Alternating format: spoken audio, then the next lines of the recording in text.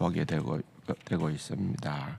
오늘은 계속 1장 11절에서 21절까지의 말씀을 읽도록 하겠습니다. 거기서 나아가서 더빌의 주민들을 쳤으니 더빌의 본 이름은 기랴세벨이라. 갈렙이 말하기를 기랴세벨을 쳐서 그것을 점령하는 자에게는 내 딸 악사를 아내로 주리라 하였더니 갈렙의 아우 그나스의 아들인 온니엘이 그것을 점령하였으므로 갈렙이 그의 딸 악사를 그에게 아내로 주었더라. 악사가 출가할 때 그에게 정하여 자기 아버지에게 밭을 구하자 하고 나귀에서 내림에 갈렙이 묻되 네가 무엇을 원하느냐 하니 이르되 내게 복을 주소서. 아버지께서 나를 남방으로 보내시니 샘물도 내게 주소서 하며 갈렙이 윗샘과 아랫샘을 그에게 주었더라. 모세의 장인은 겐 사람이라. 그의 자손이 유다 자손과 함께 종려나무 성읍에서 올라가서 아랏 남방의 유다 항무지에 이르러 그 백성 중에 거주하니라.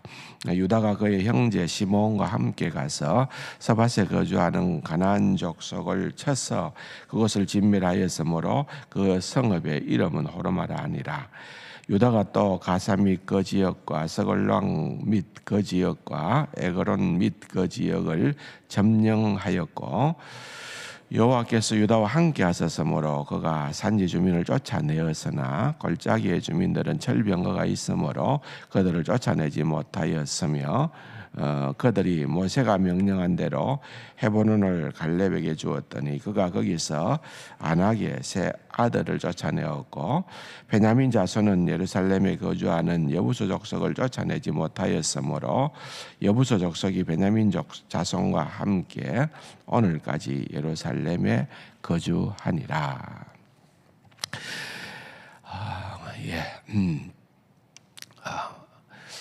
구약성경의 7번째 책이지 않습니까?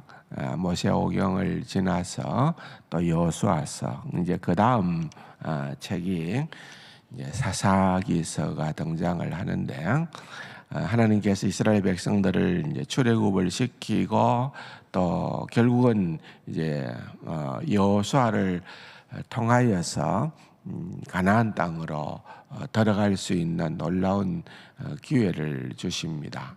그래서 그들이 이제 가나안 땅을 차지하게 되는 것이지요. 근데 문제는 이제 거기에서부터 이제 비롯되어지는데, 가나안 땅에 들어가서 하나님께서 명하시면 너희들이 그것을 다 멸하고 또 거기에 정말 하나님의 약속의 땅이기 때문에 이제 너희들이 나와 함께 그런 어떤 하나님이 기뻐하시는 그러한 나라와 민족으로 세워 가도록 하자는 것이 하나님의 계획이었습니다. 그러나 이제 사실 여호수아서를 보게 되어지면은 이제 그들이 건너갑니다. 또 땅을 차지합니다. 분배도 하고 차지도 하지만은 그러나 물론 큰 그림에서는 차지하고 있는 것은 맞지만은 그 땅의 주민들을 제대로 처치하지를 못했습니다. 뭐 여러 가지 이유가 있었겠죠. 왜냐하면은 그 당시에 주변 국가들이 너무 강성하고 특별히 이제 대표적인 나라가 그 당시에 가장 왕성하게 일어났던 해양 국가는 이제 블레셋과 같은 그런 해양 국가가 있었을 뿐만 아니라 또 더 북쪽으로는 아낙 자손 네피림이라고도 우리가 명명하기도 했던 그런 이제 철병거. 그러니까 그 당시에 이게 지금 주전 1000년에서 1300년 정도 사이니까 지금으로 말하면 3000년이 더 지난 시기에 거든요. 그 당시에 벌써 철병거가 있었고, 가나안 족속들은 또 어떠했습니까? 곳곳에 아주 그야말로 강력한 요새들을 이미 건축을 해놓은 거죠. 그러니까 사실은 여리고성을 보면서도 그들은 두려워 떨었던 것도 충분한 이유가, 그들에게는 인간적인 이유가 있었던 것입니다. 그러다 보니까 그냥 좀 우리가 조금 그렇게 모든 것을 다 차지하려면은 그야말로 많은 대가를 지불해야 된다. 그러지 말고 여기에서 저들이 우리를 섬기겠다고 하니까, 저들이 하나님을 나름 두려워하니까 우리가 저들을 수용을 하자, 받아주자. 그 대신에 세금도 받고 그 대신에 저들을 종처럼 부리기도 하고 이렇게 하자 하고 타협을 하기 시작을 하는 거죠. 그러나 이제 결국은 그것이 타락의 길로 걸어가게 되는 것입니다. 그러다 보니까 결국은 그들이 그들을 봐준 것이 아니라 결국은 가나안화죠. 가나안화. 오늘날로 말할 것 같으면은 세속화가 되는 거죠. 그 땅에 예를 들어서 바알을, 아스다롯을, 그 이방신들을 섬기는 그러한 일들이 펼쳐지게 되는 것이고, 그러다 보니까 세속 문화가 주는 쾌락이 있잖아요. 또한 그 당시에 가나안 땅은 굉장히 풍요로웠습니다. 그렇기 때문에 세상 풍요가 가져다주는 그러한 일들로 말미암아서 그들은 또한 가치관이 흔들리게 되는 거죠. 시당초 그들은 주변에 있는 그러한 나라들처럼 왕이 필요한 국가가 아니었습니다. 그들은 왕을 세워봤다 하더라도 불완전한 인간이기 때문에 왕이 아니라 우리에게 있어서 진정한 유일한 신실한 왕은 오직 하나님 한 분밖에 없다라고 하는 것을 인정하며 하나님을 왕으로 모시고 살아가는 그런 신정국가가 되기를 원했지만은, 하나님의 마음과 달리 그들은 우리에게 왕을 주소서 하는 그러한 자리로 점점 세속화의 길로 걸어가게 되는 것입니다. 그런 어떤 과도기적인 기간이 바로 이 사사기 있습니다. 이 사사라고 하는 말은 우리 선비사자와 서성사자를 사용해서 사사라고 그렇게 얘기를 합니다만은, 영어 성경에 보면은 재판관이라 쳤지, 재판관들이라는 말로 그렇게 표현되어 있습니다. 그러니까 무엇을 옳고 그름을 판단해주는 그러한 자다고 그렇게 명명합니다마는, 그러나 사실은 이 사사는 단순한 재판만 했던 자들이 아닙니다. 알다시피 그들은 더 큰 역할들을 감당했던 자들입니다.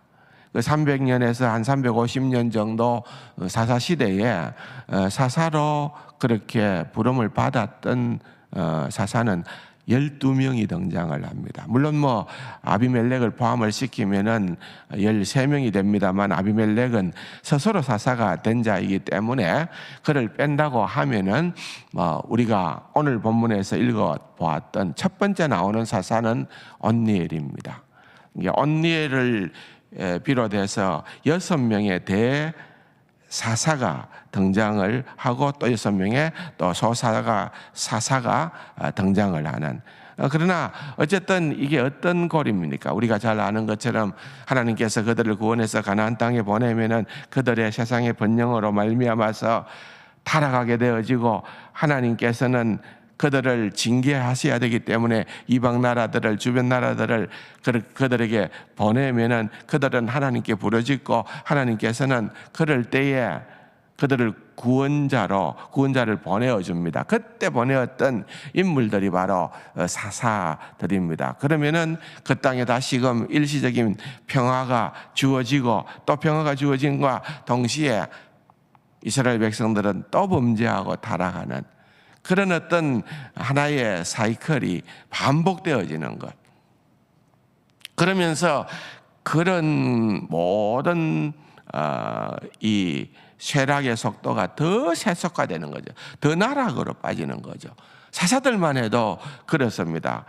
가장 하나님 앞에서 그래도 제대로 세워졌던 사사는 오늘 1장에 나타나는 이 온니엘입니다. 사실은 뭐 온니엘, 에봇, 드보라, 우리가 잘 아는 뭐 기도원, 뭐 입다, 삼손 이런 사람들을 우리는 대사사라고 명명하지만은 읽어보면은 참 볼품없는 인물들이다. 하물며 소사사들은 뭐 첩을 몇 명이나 거느렸고 뭐 이런 온갖 세상에서도 볼 수 없는 그런 어떤 가치관 속에 그냥 세속화가 되어버리는 거죠. 이런 것들은 뭘 얘기하는 거예요? 우리 인간에게 주는 명확한 교훈이 있습니다. 우리 인간은 참으로 별 수 없는 존재라는 거죠. 그래서 사실은 오늘 본문을 읽으면서 여러분들이 어떻게 보셨는지 모르겠습니다만은 이 17절과 18절은 하나님께서 그들에게 명하여 준, 그들에게 허락하여 준, 그들에게 분배하여 준 그러한 땅을 이제 차지하여서 그걸 내 것으로 삼는 장면이 나옵니다. 그러나 그 다음 이제 19절부터 등장하게 되는 나머지 모든 사사기에서 등장하는 핵심적인 단어 가운데 하나는 그들을 다 쫓아내지 못했다라는 표현입니다. 왜? 그러려고 하면 아까도 얘기했던 것처럼 많은 대가를 지불해야 되고 그렇게 할 것보다는 적당히 타협을 하고 그래서 오늘 21절 마지막 절에 보면은 베냐민 족속들은 그 골짜기에 여부수 족속을 오늘날까지도 예루살렘에 거주하게 했다. 이건 이제 사사기의 저자가 누구인지는 우리가 정확하게는 알 수 없지만은 이 책을 기록했던 시기를 우리에게 보여주는 그런 표현이라고도 볼 수가 있는 거죠. 아마도 이 사사기의 저자는 사울왕과 다윗 시대 그 중간쯤 어디였을 것이다. 왜냐하면은 다윗이 예루살렘을 완전히 정복하여 그 이름을 두려고 세운 성으로 차지하거든요. 그러나 이 사사기서의 저자가 살았던 그 시대까지만 하더라도 그래서 오늘날까지는 그 저자가 살았던 시기를 얘기하는 것이고 그 과거를 보면서 사사기서의 내용을 통하여서 이스라엘 백성들을 교훈을 주는 겁니다. 어쨌든 하나님을 바라봐라. 우리에게 있어서 신실하신 분은 오직 여호와 하나님 한 분밖에는 없다.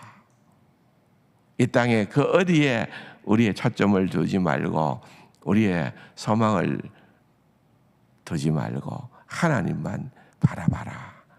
그러한 내용들이 사사기서는 사실은 그렇게 고민하면서 읽을 그런 내용도 별로 없습니다. 그냥 단숨에 쑥쑥 들어오는 그런 말씀이 대부분입니다만은 그러나 그 속에 흐르는 맥락 속에 흐르는 그러한 교훈들은 우리가 새겨야 됩니다. 기억해야 됩니다. 어제는 사랑하는 친구 목사가 신학교 입학을 같이 했던 친구 목사가 지난 주일날 하나님의 부름을 받았고 또 그래서 장례식을 했던 날이기도 합니다. 또 이어가지고서는 또 뭐 시장 취임식, 교육감 취임식 또 마치고 나서는 경주에 가서 우리 은퇴 장로님들 수련회 하는데 식사 대접하고 그렇게 바쁜 하루를 보내면서 왔습니다.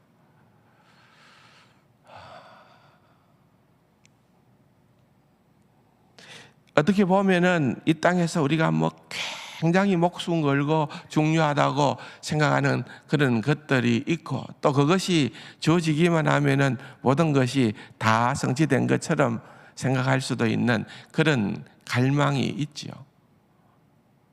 근데 어제 제가 어제 아침에 장례식장에 가서 축도를 맡아서 이제 하기 전에 잠깐 우리 친구에 대해서 얘기를 하고 축도를 했습니다만은 제 옆에 놓여 있는 것은 그야말로 하나의 자그마한 아무런 어떤 움직임도 없는 관 하나로 그 인생이 종결되는 거거든요.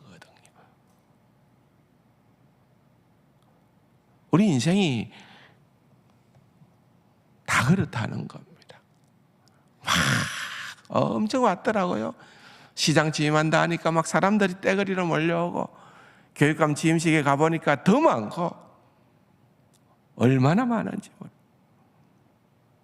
굉장히 좋고 굉장히 잘 되고 뭐 하는 것 같지만은 우리 인생이라는 것은요, 어떤 일들이 펼쳐지는지 모릅니다. 우리도 마찬가지입니다. 뭐 우리 교회에서 우리 교회 적을 둔 성도가 시장도 되고 교육감도 되고 사람들이 만나면 저를 보고 와, 황 목사님 목회 말년에 뭐 그래 좋은 일이 생기냐? 예, 물론 좋은 일이라고 볼 수도 있죠. 그런데 여러분 그게 영원합니까? 그게 별겁니까?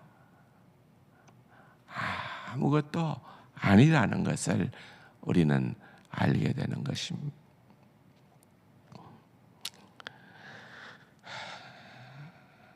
사람들에게 있어서 가장 큰 문제는 뭡니까? 역사는 계속된 반복을 하지만은 사람들은 역사로부터 어떤 교훈도 얻지 못한다. 그게 사사기서에서도 그대로 표현되어지고 있는 그런 교훈입니다. 하나님의 말씀을 통하여서 우리는 그런 미련한 자리에 이르지 않게 하여 주시옵소서. 하나님의 지혜로 채워지고 하나님의 뜻대로 순종하는 자가 되게 하여 주시옵소서. 그렇게 자신을 주님 앞에 겸손히 내려놓고 나아가는 그러한 우리 세관 가족들이 다 될 수 있기를 바랍니다. 7월과 8월은 저희 예배 인도자들이 하절기 복장으로 넥타이를 매지 않는 것으로 그렇게 할 테니까 그 점 좀 양해를 해주시기를 바랍니다. 말씀 생각하시면서 각자 기도하시고 돌아가시기를 바랍니다.